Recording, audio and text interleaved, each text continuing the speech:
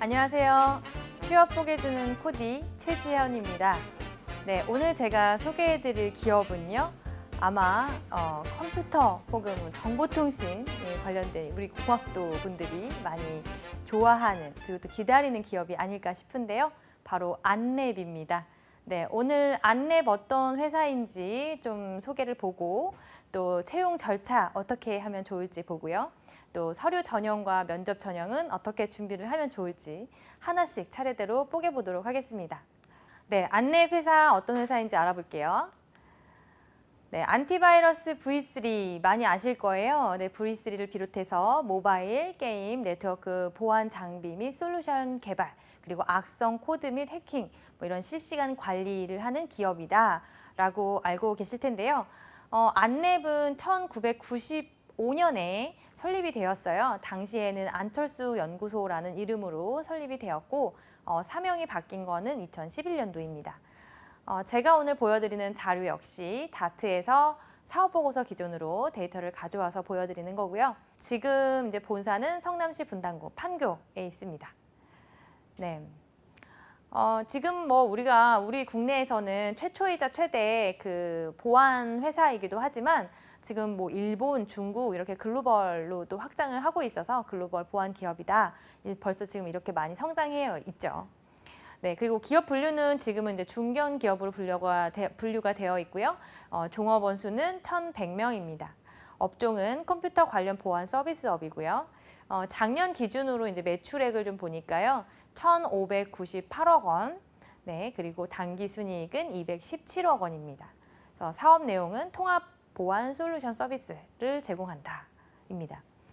그래서 뭐 조금 전에도 얘기를 드렸지만 이 보안이 뭐 컴퓨터 그 소프트웨어로 시작을 해서 뭐 네트워크라든지 모바일이라든지 여러 가지 모든 분야를 지금 이제 다 관리를 하고 있죠. 그래서 우리가 이렇게 어떻게 보면 우리나라의 어떤 보안 기술이 조금 잘 발달할 수 있었던 이유, 그리고 우리가 이렇게 자유롭게 잘 쓸 수 있는 이유는 이런 좀 선두 기업이 있었기 때문이 아닐까라는 생각을 좀 하게 됩니다.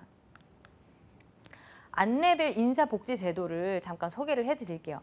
왜 우리 구글 막 이런 꿈의 기업들을 보면은 복지가 굉장히 좋잖아요. 그래서 안랩은 어떤지 한번 봤어요. 그래서 크게 이제 뭐 보면은 캐시 리워드라고 해서 연봉을 업계 최고 수준으로 준대요. 그래서 특별히 뭐 이제 고가 평가를 하거나 뭐 이제 이렇게 해서 우리가 연봉을 협상을 하거나 이런 것들이 아니라 이제 회사 차원에서 업계 최고 연봉을 주기 위해서 연봉을 조사하고 그리고 우리 회사에는 최고 연봉을 주겠다. 뭐 이런 회사입니다. 네, 그래서 아마 꿈의 기업이 아닐까 생각이 또 들어요. 또 잘하면 또 인센티브도 나오고 또 퇴직연금 같은 연금 제도도 잘 되어 있고요.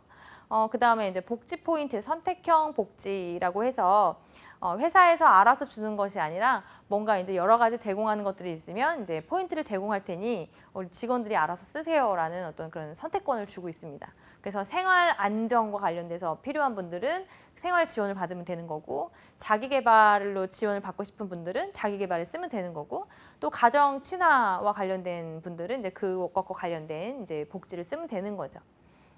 그래서 뭐 이제 아래 보면은 뭐 어린이집 아장아장이라는 어린이집이 있대요. 네, 말도 귀엽죠. 뭐 그런 어린이집이나 아니면 사내 도서관, 뭐 사내 식당, 뭐 이런 펀존 이런 것들 있죠. 그래서 펀존 게임 회사도 그렇지만은 펀존이 항상 있어가지고 사람들 스트레스 해소할 수 있도록 게임도 하고 안마도 하고 뭐 구글, 삼성 이런 데는 수영도 하잖아요. 이제 뭐 이런 것들 펀존이 있는 거죠. 그래서 그런 좀 내가 일을 열심히 할 수 있는 어떤 환경적인 여건들은 좀 잘 되어 있다. 그리고 이제 상을 그렇게 많이 줍니다. 상 종류가 되게 많더라고요. 장기근속 포상, 공로상, 뭐 올해 리더상, 이달 스타상, 뭐 프론티어상, 뭐 특허포상 해서 정말 내가 이제 성과를 잘 낸다면 뭐 이 중에 상은 받을 수 있지 않을까. 네, 이런 생각을 좀 해봅니다.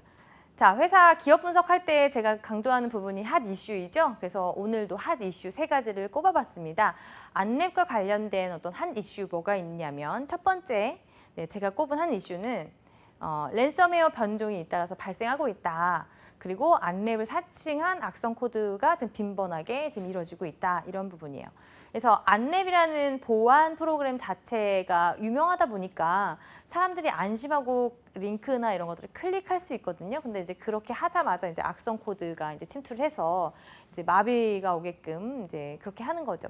그래서 이런 부분들을 지금 계속 주의하라고 하고 있어요. 뭐 안랩뿐만이 아니라 우리 경찰, 이런 검찰 이런 것들도 사칭하잖아요. 뭐 피싱도 그렇고 링크도 그렇고. 그래서 이런 부분들은 좀 너무 그 브랜드나 어떤 그 기관에 대한 인지도로 신뢰하고 무조건 클릭할 게 아니라 좀 한번 찾아보면, 인터넷에 한번 찾아보면 이게 지금 그 오류다, 지금 잘못된 악성 코드다라는 것들이 떠요. 그래서 한 번은 좀 검색을 해보고, 저도 이제 하는 편인데 여러분들도 뭐 알아서 잘 하시겠지만 그래도 그렇게 하셨으면 좋겠어요. 그래서 랜섬웨어가 한동안 있었다가 지금 또 주춤했잖아요. 근데 지금 또 변종이 돼서 뭐 좀 잘 알아채지 못하게 계속 발생을 하고 있다. 그래서 그런 확장자들이 다 동일하게 막 변하는 현상을 볼 수 있다고 해요. 이것도 막 다 찾아보면 자료가 있는데, 어쨌든 이런 부분들은 그 보안 회사에, 꼭 안랩뿐만이 아니라 보안 회사에 좀 관심이 있고 내가 보안 직무로 가고 싶은 분들이라면 관심 있게 좀 봐야 되는 이슈라고 생각이 들어서 꼽아봤습니다. 네, 두 번째는 금융권 클라우드 보안 운영 전략 발표를 안랩에서 했다라는 건데요. 금융과 관련돼서 우리가 개인정보 굉장히 예민하고 그 고급 정보들을 많이 가지고 있잖아요. 금융권과 관련해서. 그런데 또 금융권에서 클라우드를 사용하면서 또 그 보안의 취약성이 계속 발견이 되는 거죠. 그럼 개인정보가 유출이 되고 또 계속 이제 업데이트를 하거나 사용하거나 하는 과정에서, 보안 절차를 하는 과정에서 문제가 생기기도 하고요. 그러니까 개인들도 불편하지만 회사에서도 굉장히 큰 타격이고, 그래서 이런 클라우드의 보안을 어떻게 하면 좋은지에 대해서 얼마 전에 이제 발표를 했고, 또 이런 업계의 선두 기업 인 것을 이제 좀 증명하는 또 그런 이슈가 되지 않았나라는 생각이 들었어요. 네, 그리고 제가 세 번째로 꼽은 이슈는요. 네, 3사가 협력을 해서 블록체인 사업을 한다라는 이슈예요. 이것도 최근에 좀 뜬 어떤 뉴스인데요.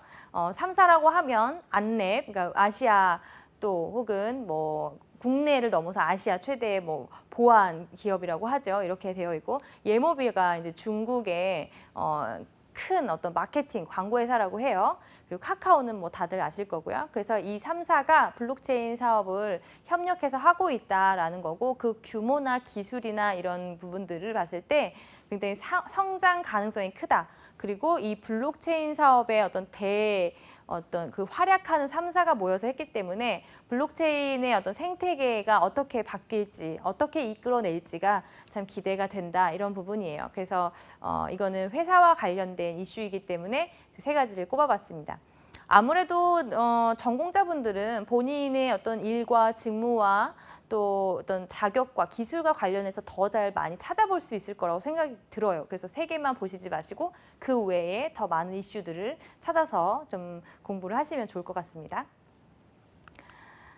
자, 그러면 두 번째로 채용 절차 어떻게 되는지 알아볼게요. 일단 지금 이제 하반기 기준으로 오프닝 된 거를 가지고 오니까 연구 개발을 소프트웨어 직군 또 그리고 하드웨어 직군으로 나눠서 지금 보고 있어요. 근데 제가 안랩을 소개해드리는 이유는 뭔가 인지도 때문에 소개를 해드리는 게 아니고요. 저도 이제 대학에서 공대 우리 학생들을 3년 동안 수업을 하다 보니까 그 친구들의 꿈의 기업이 안랩, 그 중에 안랩, 뭐 NHN, 뭐 카카오 많죠. 근데 그 중에 하나가 안랩이었어요. 근데 그들의 고민들은 뭐냐면 다들 이렇게 규모가 크고 잘 되는 기업들은 신입사원을 잘 뽑지 않는 거예요. 그래서 우리 친구들이 항상 고민을 하는 게, 아니 취업을 하고 싶은데 신입을 안 뽑고 다 경력을 뽑는데 어떻게 경력을 쌓냐, 이제 이런 것들이 다 고민이었거든요. 근데 이번에 이제 채용 분야를 보니까 신입과 경력을 같이 뽑고 있고 주니어 개발자를 보기 때문에 이제 제가 그래서 소개를 드리는 거예요. 그래서 연구개발 소프트웨어 직군 보면은 리눅스 개발자 보고 있고요. 또 리눅스 디바이스 드라이버 개발자 또 따로 보고 있고, 윈도우 개발자 보고 있고, 또 네트워크 보안, 뭐 또 어플리케이션 분석, 시그니처 개발자, 이렇게 해서 네 가지 카테고리로 나눠서 보고 있어요. 그러니까 각각의 수행하는 직무가 다른 거죠. 그래서 지금 보면은 오른쪽에 나와 있는 거는 자격사항이에요. 그러니까 리눅스 개발자로 지원을 하려면 C 언어를 잘 다룰 수 있는 사람이어야 되고 리눅스 환경 개발에 좀 숙련이 되어야 된다. 그러니까 이거는 뭐 신입이라면서요. 맞죠. 신입도 지원을 할 수 있는데 꼭 제가 항상 우리 학생들한테도 얘기하지만 꼭 일경험이 보수를 받고 하는 일경험만 있어야지만 경력으로 될 수 있는 건 아니에요. 지금 저기 보면 경력자라는 제한이 전혀 없잖아요.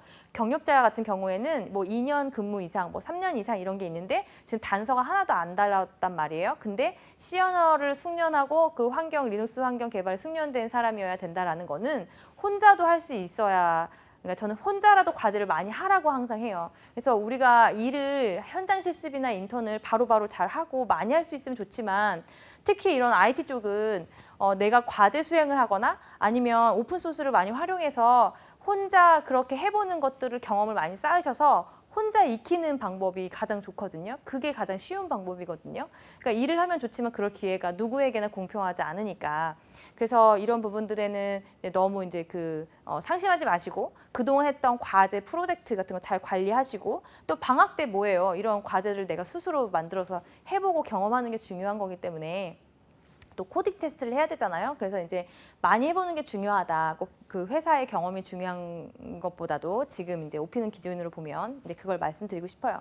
제가 그러니까 보니까 자료 지식을 이해하는 거 보니까 OS라든지 운영체제라든지 자료의 구조라든지 알고리즘이라든지 네트워크라든지 이런 것들은 전공자라면 전공 과목명으로 다 배운 것들이거든요. 근데 문제는 이거를 잘 정리를 잘 못한다는 건데 면접 때도 이제 이런 전공 관련된 기본 개념과 어떤 이런 뭐 메커니즘을 이해하고 있는지 정도의 질문들을 계속 던지기 때문에 전공 공부를 하신 분들은 좀 이거를 잘 복습을 해보시는 게 좋을 것 같고 전공이 아닌데 만약에 그 교육 프로그램이나 직무 연수 같은 걸 통해서 하신 분들이라면 따로 공부를 하셔야 돼요. 이런 용어들. 이제 그런 것들 다 배우셨겠지만 어쨌든 이런 여기에서 요구하는 전문 지식 수준이 학교에서 전공자라면 혹은 직무 연수자라면 다 배워야 되는 배운 그런 내용들을 기반으로 요구를 한다. 대신에 이제 숙련도는 지식으로만 할 수 없기 때문에 많이 해봐야 되는 걸 요구하는 거죠. 윈도우 개발자 같은 경우에는 C 언어랑 C++ 가능해야 되고 그다음에 뭐 네트워크 소켓이라든지 이제 그런 개념 뭐 이런 것들 다 알고 있어야 된다는 거죠. 스레드라든지 그다음에 네트워크 보안 같은 경우에도 응용 프로그램 분석을 하고 탐지 패턴을 개발하는 경험이 있어야지 좋다. 악성 코드나 취합성 뭐 분석 이런 것들 좀 개발한 경험이 있어야 좋다. 그러니까 여기에서 보면 몇 년 이상의 경력자라는 제한이 하나도 없어요. 그러니까 그거를 한번 해본 경험이 있으면 좋아요. 그래서 과제에서 못했다면 혼자라도 해보시길 바라고 혼자 이거 못하면 지금 저희 학생들 같은 경우는 어떻게 하냐면 동호회, 스터디 이런 것들을 해요. 그래서 이제 일반인 기술자들이랑 같이 이제 동호회도 하고 그러거든요. 그래서 그런 스터디로 하는 것도 좋고요. 그래서 좀 경험을 많이 쌓는 것이 좋다. 경력이 안 되면 이렇게 신입 오프닝이 났을 때 지원하려면 경험이 있어야 되거든요. 그래서 그런 부분들을 이제 아직 준비하시는 분들이라면 좀 기억을 하셨다가 내 개인 포트폴리오를 좀 많이 만들어 놓기를 바랍니다. 자, 하드웨어 직군으로 이제 넘어가서요. 하드웨어 개발자에게 요구되는 거, 86 아키텍처 기반의 그 네트워크 뭐 이런 거 한다. 하드웨어 설계를 한다. 이런 부분. 그래서 저기 자격사항에는 이제 전자공학 이론 및 실무에 대한 자신감이 있어야 된다. 전공자라고 되어 있지 않죠. 그냥 자신감이 있어야 된다라고 되어 있죠. 왜냐하면 여기 전공을 제한하지 않거든요. 그래서 회로 이해, 그다음에 설계 가능해야 되고 뭐 이런 것들이 있고 그다음에 이제 우대사항이 있다면 관련된 경험이 있거나 영어를 좀 잘하면 좋겠다. 이런 것이 이제 우대사항으로 되어 있고요. 그다음에 이제 연구개발에서 이제 QA 품질 같은 경우에는 보면은 네트워크 보안 제품에서 이제 클라우드 보안 제품 QA를 해야 되기 때문에 이제 뭐 테스트 계획하고 설계하고 수행하고 평가하는 이제 이런 일들을 하게 될 거다. 자격사항은 네트워크 및 그 보안 관련 지식을 가진 사람. 전공자라고 여기에도 안 써 있죠. 그다음에 개발 언어, 이제 뭐 파이썬이라든지 뭐 쉘 뭐 이런 거 가능하신 분들, 그다음에 리눅스, 그다음에 뭐 OS에 대한 이해를 갖춘 분들 이렇게 되어 있고 추가적으로 우대를 하는 거는 클라우드 관련된 자격증을 가지고 있거나 네트워크 및 보안 관련 자격증을 가지고 있는 사람이라고 되어 있어요. 제가 이제 뭐 모든 대학의 커리큘럼을 다 보진 않았지만 이제 그 공대에서 그 우리 학생들과 일을 하면서 같이 이제 가르치면서 어떤 것들을 배우는지 보고 또 국내에 이제 이런 것들이 잘 되어 있는 커리큘럼이 어디가 있나, 학교가 어디가 있나 이제 이렇게 봤는데 사실 보안 쪽은 지금 많이 안 되어 있어요. 그러니까 교재나 개발된 것들은 너무 옛날이고 보안이 지금 잘 되어 있는 건 요즘에 그리고 이런 특히 정보통신 IT 쪽은 빠르게 기술이 발전하고 또 개발되기 때문에 이게 원서나 뭐 원서를 번역하던 교재로 나오던 과목으로 설계되던 이게 너무 느리단 말이에요. 그래서 비슷비슷하실 거예요. 학교에서 배우는 실력들은. 그래서 본인들이 프로젝트나 캔스톤이나 이제 이런 것들을 작품을 통해서 해보는 경험들이 많아야 좀 같은 동기 수준에서, 그러니까 신입 수준에서, 주니어 수준에서 좀 어필할 수 있다. 이걸 좀 기억을 하시면 좋을 것 같습니다. 그래서 전체적인 공통사항은 이제 2020년 1월부터 근무가 가능해야 되고요. 그러니까 2020년 졸업을 이미 해야 되는 사람이죠. 그러니까 여기서 2020은 12월까지 가면 안 되고 1월 입사니까 2020년 2월 졸업 예정자 혹은 이미 졸업한 사람들이 이제 여기를 갈 수가 있고 학력이나 성별이나 연령은 제한이 없다. 그다음에 해외여행 결격 사유가 없어야 되고 병역 필도는 면제자여야 된다. 그러니까 기본적인 공통사항인 거죠. 근데 여기에서 이제 좋은 거는 학력, 성별, 연령이 제한이 없다는 거예요. 그러니까 예전에 제가 이제 뭐 한 3, 4년 전만 해도 그 컴공과에 가보면 여학생들이 1명, 2명밖에 없었거든요. 근데 제가 이제 또 뭐 최근에 뭐 한 2년 전, 뭐 1년 전만 보더라도 여학생들 되게 많이 수강을 해요. 전공을 많이 하거든요. 그래서 이제 그분들한테 너무 좋은 거죠. 채용 프로세스를 보면은 일단 온라인으로 지원을 하게 되어 있고요. 그래서 홈페이지에 가서 이제 지원을 하시면 돼요. 그 다음에 이제 실기 테스트가 있어요. 이제 소프트웨어 직군으로 들어가면은 지금 그 소프트웨어 직무로 지원하는 모든 회사들이 거의 이제 코딩 테스트를 하거든요. 그러니까 학력이나 학벌이나 이런 것들이 중요한 게 아니라 실제 얼마나 그 구현을 잘 해내느냐 이 실력이 중요하기 때문에 학력이나 전공을 보지 않고 그런 걸 보더라도 다 코딩 테스트를 다 실시를 해요. 그래서 이걸 잘 해야 되는 거죠. 그래서 혹시나 학력이나 이런 연령에 제한이 없다고 했는데도 불구하고 내가 뭐 어떤 학력이나 학벌에 대한 열등감을 가지고 있는 분들이 없기를 바라서 제가 다시 한번 강조를 드리고 코딩 테스트를 통해서 실력이 입증이 되고 진짜 구현을 하는 사람들 위주로 뽑고 있다라는 거를 좀 기억을 하시면 좋겠어요. 그래서 실기 이 코딩 테스트는 링크를 이제 제공을 하면은 거기를 타고 들어가서 과제를 수행해서 제출하는 이제 그런 방식으로 이제 되는 거죠. 그 다음에 이제 면접으로 넘어가면 이제 1차 면접이 있고 2차 면접이 있어요. 그러니까 1차 면접 같은 경우에는 대부분 이제 기술 면접들을 많이 보고요. 2차 면접에서는 이제 보통 이제 최종 직무 플러스 인성 면접을 많이 보죠. 그리고 나서 이제 채용 면담을 합니다. 여기서는 그래서 면담을 통해서 최종적으로 직무나 어떤 처우나 이런 것들을 면담을 통해서 확인을 한 다음에 이제 검진하고 바로 이제 입사를 하는 이런 프로세스를 가지고 있습니다. 자, 그러면 이제 우리 서류 전형 어떻게 준비하면 좋을까요? 그 중에서 자소서 좀 고민이 되실 텐데 좀 살펴보겠습니다. 네, 자소서 항목이 보면 이제 크게 4개로 되어 있고요. 지금 총 2,000자예요. 그러니까 500자 이내로 각각 쓰셔야 되는데 내용을 먼저 볼게요. 안랩의 일원으로서 지원 직무를 통해 우리 사회 또는 내 주위에 어떠한 기여를 하고 싶나요? 두 번째, 이제 본인 관심 가지고 있는 최신 기술이나 트렌드에 대해서 생각을 자유롭게 써주세요. 자, 세 번째, 프로젝트 과제 수행에서 협업을 통해서 문제 해결했거나 갈등을 극복한 경험을 써주세요. 강점 3가지를 자랑해 주세요. 자, 이런 것들을 쓸 때, 자소서를 쓸 때 제가 항상 참고하면 좋다고 말하는 게 뭐였죠? 바로 인재상이죠. 그래서 인재상 여기에서는 어떻게 꼽고 있는지 혹은 뭐 경영 철학이나 이런 것들이 있다면 참고할 만한 것들이 뭐가 있는지 한번 같이 볼게요. 네, 안랩의 경영 철학을 보면 미션이 우리는 끊임없는 연구개발로 함께 살아가는 사회에 기여한다라고 되어 있죠. 이게 1번 항목과 연결이 되는 거예요. 그래서 여러분들이 지원한 직무로 들어왔을 때 어떻게 사회에 기여하고 싶나요? 라는 질문이 있었잖아요. 그러니까 미션에 나와 있기 때문에 내가 그냥 내 일을 잘하는 것에 그치지 않고 직업관, 철학이 있어야 되는 거죠. 그러니까 그런 직업 가치를 어떻게 생각하는지 그걸 물어보는 항목이 1번이었어요. 그리고 비전 보면 안전에서 더욱 자유로운 세상. 네. 이거와 관련된 거는 뭐 항목에서는 특히 없었던 것 같고요. 이제 우리가 중요하게 봐야 되는 게 이게 코어 밸류예요. 핵심 가치. 핵심 가치가 지금 여기에서 세 개가 있는데 첫 번째 자기 개발. 자, 우리 모두는 우리의 발전을 위해서 끊임없이 노력한다. 복지에서도 있었지만 자기 개발을 지원 많이 하고요. 특히나 이제 뭐 이쪽 분야에서는 기술이 굉장히 빠르게 도입되고 빠르게 바뀌고 또 빨리 개발을 해내야 되고 여러 가지 그러니까 학습을 할 수밖에 없는 환경이에요. 그래서 자기 개발을 꾸준히 해야 되고 이 자기 개발을 정말 잘 해야 되기 때문에 핵심 가치로 하나 꼽아놨어요.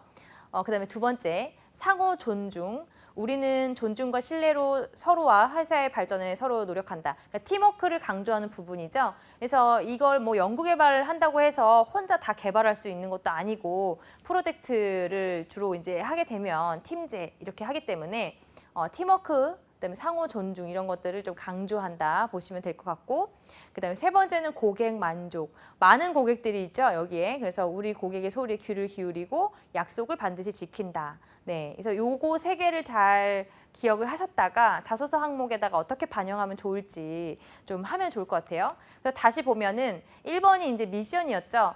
지원 직무를 통해서 우리 사회에 어떻게 기여를 하고 싶나요? 라는 질문이었어요. 그래서 평소에 내가 이런 전공을 한 이유는 특히 보안 같은 경우에는 굉장히 선의의 마음으로 어떤 선한 영향력, 사람들의 어떤 문제점을 해결해 주려고 하는 혹은 뭐 피싱 사례나 어떤 여러 가지 보안 취약점 때문에 주변에서 가까운 사람들이 이제 그런 문제가 생겨서 더 이런 일 쪽으로 하고 싶은 친구들이 많이 있더라고요. 그래서 여러 가지 뭐 개인의 스토리가 있을 텐데 어떻게 좀 내 주위에 혹은 우리 사회에 기여할 수 있을지 직업 가치 측면에서 좀 정리를 해보시는 게 도움이 될 것 같고요.